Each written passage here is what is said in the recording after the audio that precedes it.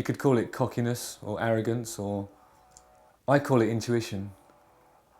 But we always knew it was going to be big.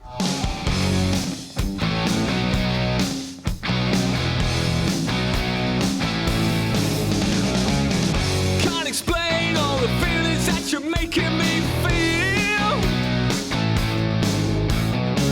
My heart's in overdrive and you're behind the steering wheel.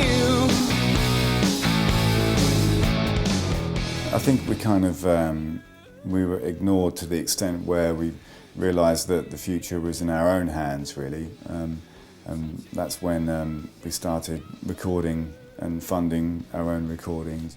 When we recorded it, we already knew it was going to be well received. You know, we laboured over 3 of the songs because we thought we wanted it to sound like a Journey record or maybe even a Foreigner record or something like that. But then we ran out of time, ran out of money, and we had to do the rest of it in 2 weeks in a cheaper studio. And that worked out pretty well because what we do live is actually quite gritty, you know, there's nothing that luxurious about it. Back then it was great because it was the people that worked with us really believed in us, and no one else kind of really in the industry did, so it was like a real team effort.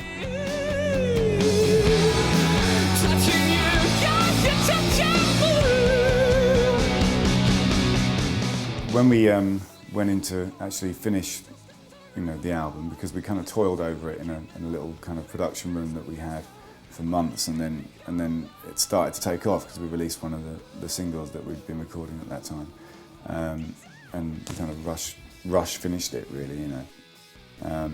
But yeah, I mean, it just felt like we were doing it for ourselves, really. People used to compare us to AC/DC meets Queen. Some people said we were the gay AC/DC or the straight Queen or something like that. We heard those two things quite often. And I think the record had a bit of both, you know, like some of it's very lavish and there's big sort of harmonies, and some of it's just AC/DC rock and roll, you know. Touching you, touching me, touching you, God, you're touching me. By the time we kind of finished the album, there were a lot of labels waiting for it, you know, and I think that was the thing. I think when they heard the album, I think finally one of them said, actually, yeah, it's really good, let's go for it, and then everyone else went for it, you know, without exception, pretty much. Yeah, that's kind of satisfying, but at the same time we kind of treat them all with an appropriate amount of resentment. In fact, if anything, if those, you know, the people that dismissed us at that time,